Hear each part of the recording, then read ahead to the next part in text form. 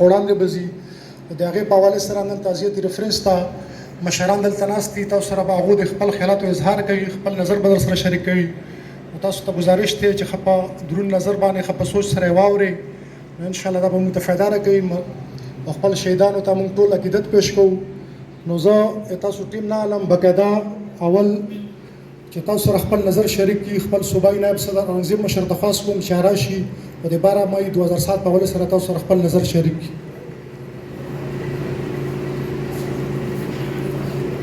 بسم الله الرحمن الرحیم. محترم صوبائی صدر شاہی سید صاحب، یونس بنیری صاحب، پر سٹیج بانی ناست مرکزی صوبائی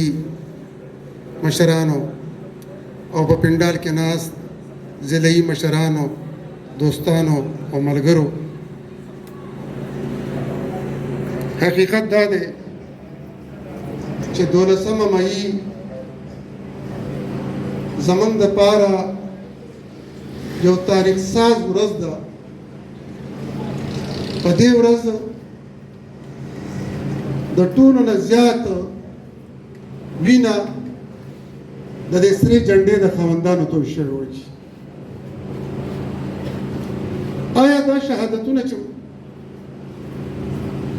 شوي وو نو د دې څه ذاتي اغراض مقاصد؟ اخر دا خو زموږ ایمان دی او عقیده ده چې شهید نه مري، شهید ژوندی دی، لیکن د کوم کاز دپاره، د کوم مقصد دپاره چې دوی دا خپله وینه ورکړې وای، آیا هغه انصاف، هغه مساوات هغه په دې ملک کې قایم شو؟ یقینا نه. نن تاسو وګورئ کوم حال جوړ دی په سپریم کورټ کې. مخکې خو به کارونه په پرده کې کېدو، لیکن نن په بانګېدار د یوې داسې پارټۍ او د یو داسې لیډر مرسته کېږي چې یو علي وزیر صرف په خپل تقریر کې د فوج خلاف د انصاف او د مساوات غوښتنه کړې وه، نو د هغې په نتیجه کې هغه 2.5 کاله جیل تېر کړو. او یو 2 ورځې مخکې چې کوم کار وشو په دې ملک کې، د کور کمانډر په کورونو باندې حملې وشوې،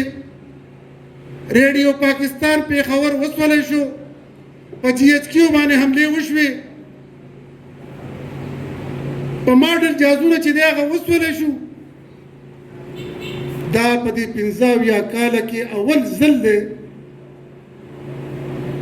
چې داسې یو پارټي راوچته شوې ده، داسې یو لیډر راوچته شوی دی چې هغې دا حرکت وکړو. لیکن ګیله نه ده پکار، دا لیډر هم دغه خلکو راوچت کړی و، دا هم دغه خلکو چې دی پلانټېډ کړی وي، دا دې خلکو چې دی مطلب دا دی چې د وزارت زما په کرسۍ کېنولی وي، نه ګیله ده چا نه. ملګرو یقینا چې زمونږ پارټي دا د شهیدانو پارټي ده. دا سره جنډه چې دی دا د شهیدانو په وینه سرب جنډه ده. که په دې ملک کې د ټولو نه زیاته قرباني چا ورکړې ده، نو هغه د سرې جنډې خاوندانو ورکړې ده. د پاکستان د جوړېدو نه مخکې نه واخله تر اوسه پورې په زرګونو د نېشنل پارټۍ، بیا د NDP او بیا د عوامي نېشنل پارټۍ کارکونانو چې کومه قرباني ورکړې وه، لیکن ډېر په افسوس سره به زه دا خبره وکړم چې نن هم هغه بې انصافي شروع ده، نن هم هغه ظلم شروع دی، نن هم هغه تفریق شروع دی چې د طاقتور دپاره یو قانون او د غریب دپاره بل قانون. دا ملک نه صحیح کېږي، دا ملک ترقي نشي کولی که چېرې داسې حالات دي، داسې واقعات دي د ملګرو ته ډېر زیاتې خبرې کول نه غواړم، خو به هر حال دا موږ چې نن 12 مۍ مانځو، نو دا موږ ته یو درس راکوي، یو پیغام راکوي، او هغه دا چې کله د حق خبره راشي، کله د انصاف خبره راشي، کله د مساوات خبره راشي، کله د قومیتي حقوقو خبره راشي، کله د وسایلو د منصفانه تقسیم خبره راشي، نو په هغې کې بیا نشنلی سړی چې دی د مرګه نه یېرېږي، هغه بیا خپل سر چې دی هغه په تلي کې ګرځوي. زموږ د ټولو دغه لار ده، څنګه چې زموږ نه مخکې دا ملګري تېري دي، که داسې یو موقع راغله انشاءالله زموږ یو ملګری به هم د شهادت نه سر نه ګرځوي. زما دا دعا ده چې الله تعالی دې دغه شهیدانو ته د شروع نه واخله تر اخره پورې چې څومره کسان شهیدان شوي دي، د 100 کسانو خو پټوال لګېدلي دي، لیکن دا ډېر کم دي. زمونږ د ټول پاکستان په سطح په زرګاو شهیدان دي. زما دا دعا ده چې الله تعالی دې هغې ته جنت الفردوس ورکړي، او یقینا ورکړی به وي، ځکه چې د الله په کور کې د شهید یو مرتبه ده، یو حیثیت دی، او بیا هم دا درس موږ ته میلاویږي چې موږ به انشاءالله باچا خان بابا چې کوم د حق او د سچ دا جنډه پورته کړې وه، دا جنډه به موږ ارتاوېدو ته نه پرېږدو. دا جنډه به تر قیامته پورې انشاءالله د دې سرو ټرپو د خاوندانو په لاس کې، او انشاءالله دا تحریک په مخ په وړاندې رواني. تحریک څوک ختمولی نه شي. ډېرو خلکو کوششونه کړي، انګریزانو کوششونه کړي، د انګریزانو ایجنټانو کوششونه کړي، د انګریزانو دلالانو کوششونه کړي، ډېر کوششونه شوي د دې تحریک د ختمېدو دپاره، لیکن چونکې دا تحریک دا په داسې بنیادونو باندې ایښی شوی تحریک دی چې په دې کې ذاتي لالچ نشته، په دې کې ذاتي مفادات نشته، په دې کې د اجتماعي مفاداتو، د قومیتي حقوقو، د قومیتي مساواتو خبره ده. نو انشاءالله دا زما یقین دی چې دا تحریک به تر قیامته پورې ژوندی. موږ به نه یو، نور به راځي، نور به راځي، نور به راځي، لیکن انشاءالله دا ملګري به دا سره جنډه چې دی ښکته ارتاوېدو ته نه پرېږدي. ډېره ډېره مهرباني، ډېره ډېره شکریه. ملګرو، څنګه چې تاسو ته معلومه ده چې 12 مۍ 2007 په دې ملک کې د هغه بدترین د ظلم،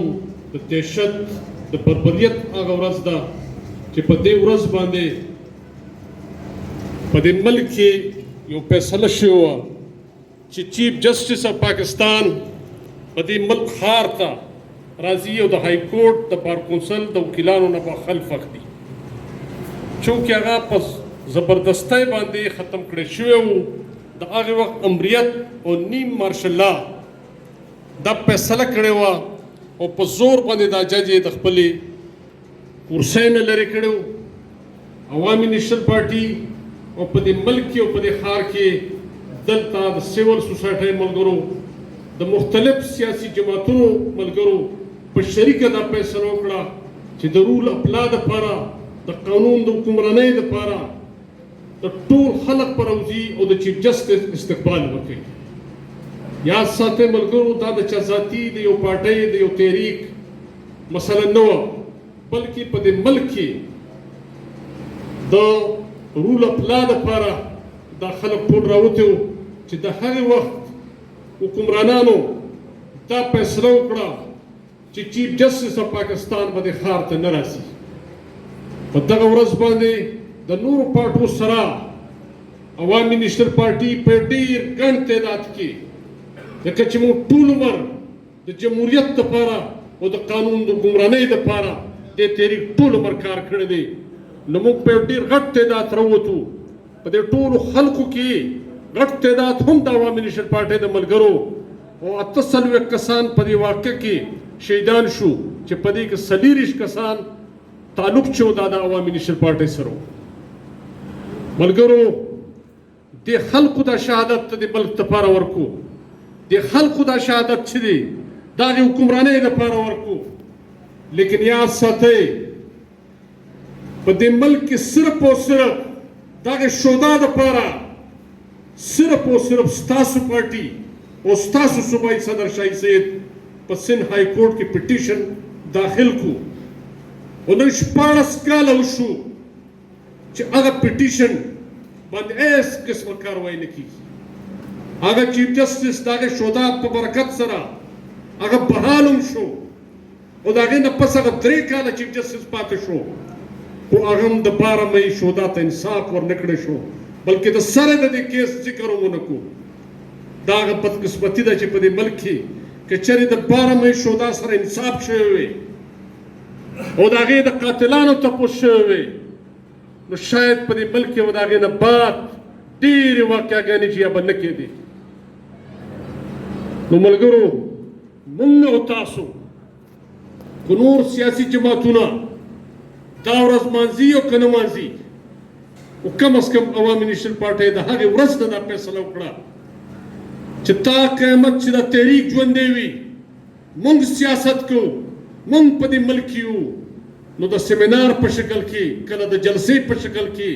کله د تعزیتي ریفرنس په شکل کې او کله د قرآن خوانۍ په شکل کې موږ به دا ورځ کم از کم یاد ساتو دا به منځو او دا به خپل راتلونکي نسل ته کم از کم دا ورثه پرېږدو چې د دې ملک دپاره چې کله ضرورت راغلی دی نو د عوامي نیشنل پارټۍ ملګرو همیشه خپله سینه پیش کړې ده. تاسو وګورئ دا بره څومره تصویران دي د دې او د چا سره دښمني نه وه دا که نن شهیدان شوي دي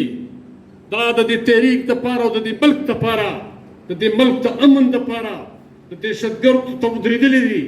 ځان یې پرې شهید کړی دی خو کمپرومایز موږ نه دی کړی. زموږ او د دغې خلکو جنګ دا دی چې موږ په دې وطن کې په دې خاوره باندې امن غواړو.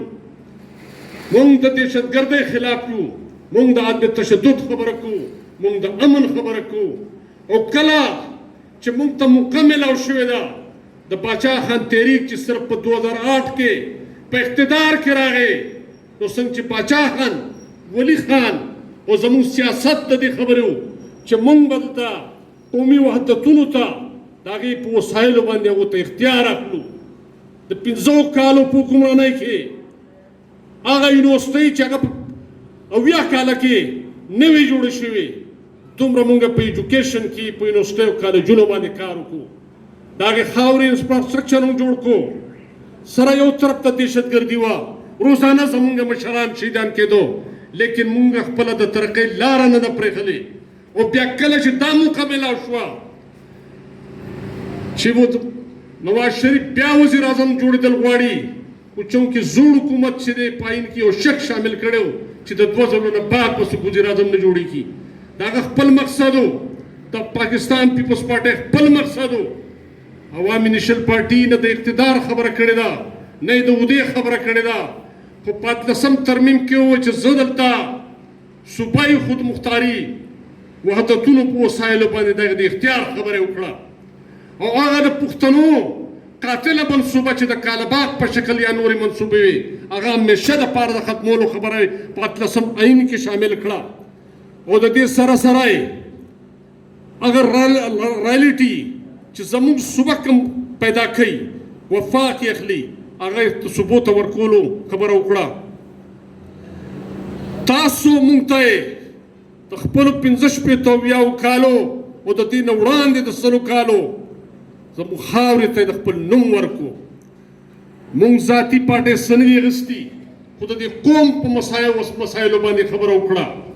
او ځکه په دې ملک کې هغه قوتونه هغه طاقتونه چې هغه په دې ملک کې امن نه غواړي هغه په دې ملک کې د پښتنو ترقي نه غواړي د پښتنو په وسایلو د هغو اختیار نه غواړي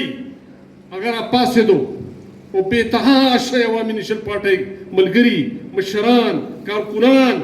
دا یې د کراچۍ نه واله تر باجوړه پورې دا شهید کړو لیکن موږ نن هم خپله خبره نه ده پرېښې موږ نن هم د امن خبره کوو موږ نن هم د عدم تشدد خبره کوو او یاد ساتئ چې کله پورې د باچا خان تحریک وي موږ به صرف او صرف عدم تشدد او د امن خبره کوو. موږ دا نه وایو چې د دې دهشتګردۍ په شا څوک دي موږ دا نه وایو د دا دهشتګرد څوک دی خو کم از کم هغو ته هم ځان معلوم دی او موږ او تاسو ته معلوم دی چې په دې ملک کې د دهشتګردۍ ذمهوار څوک دي هغه طاقتونه تاسو هم پېژنئ موږ یې پېژنو تو یاد ساتئ ملګرو زموږ نه تیری ختمېدی شي